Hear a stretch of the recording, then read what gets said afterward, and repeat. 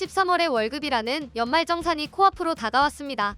사실 연말정산을 통해 모든 직장인들이 13월의 월급을 타는 건 아닙니다. 속된 말로 토해낸다는 표현을 쓸 정도로 수십만 원에서 100만 원 단위의 생돈을 내야 하는 상황에 처하는 직장인들이 제법 많습니다. 본인이 얼마나 꼼꼼하게 챙기느냐에 따라 13월의 월급이 달려있다고 해도 과언이 아닙니다. 특히 올해부터는 달라진 공제 항목들이 많아서 꼼꼼히 따져봐야 한다는데 올해 연말정산은 어떻게 준비하면 좋을까요?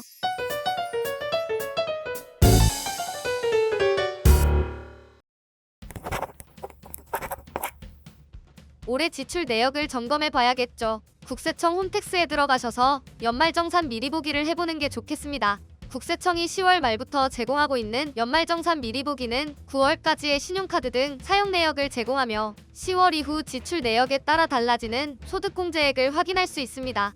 지난해 연말정산한 금액으로 미리 채워진 각 항목의 공제금액을 수정하면 올해 예상 세액을 계산할 수 있으며 절세 팁으로 제공하는 추가 공제 가능 금액도 반영해 볼 수 있죠.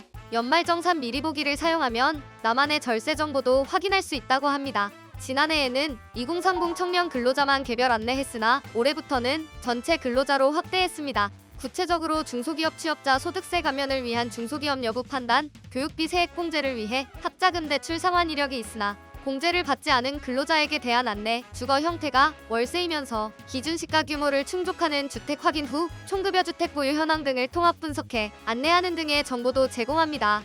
국세청은 올해 성인이 되는 자녀의 간소화, 자료 제공 동의 절차도 간편하게 개선했습니다. 자녀가 연도 중 19세에 성인이 되면 미성년일 때 부모 인증서로 신청한 자료 제공이 종료됩니다. 이후 자녀가 직접 자료 제공 동의를 하지 않으면 연말정산에서 자녀 공제가 누락될 수 있습니다. 국세청은 이를 방지하기 위해 성인이 된 자녀와 부모에게 자료 제공 종료 사실을 모바일로 고지하고 새롭게 자료 제공에 동의해야 함을 알릴 예정입니다. 통상 총급여 7천만 원인 근로자가 자녀 공제를 받으면 120만 원가량을 아낄 수 있다고 합니다.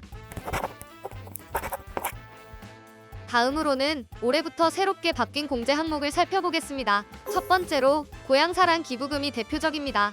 태어나고 자란 고향이나 응원하고 싶은 지역을 선택해 기부한다면 기부금의 30% 범위에서 답례품도 받을 뿐더러 세금도 일부 절감해줍니다. 연소득 7천만 원 이하 직장인의 경우 올해 7월 이후 본 영화 관람료도 공제 대상입니다. 지하철과 버스 같은 대중교통 이용의 공제율도 2배 확대됐습니다. 만약 시험생을 둔 자녀가 있다면 수능 응시료와 대학 입학 전형료도 공제 대상 교육비에 들어가 비용 15%를 세금에서 깎아주니 챙길 필요가 있습니다.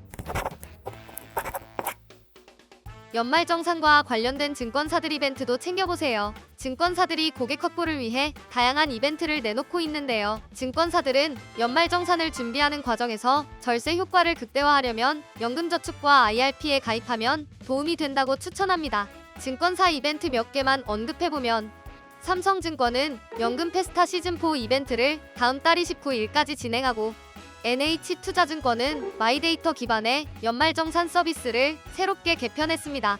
신한투자증권은 연말까지 IRP 연금저축 이벤트를 실시합니다. 절세에 관심 있는 투자자의 경우 증권사가 제공하는 다양한 이벤트와 서비스에 주목하다 보면 본인이 생각했던 것보다 더 많은 혜택을 볼 수 있을 겁니다. 매년 돌아오는 연말정산, 더 챙겨봐야 얼마나 더 받겠어 하는 구독자들 제법 많습니다.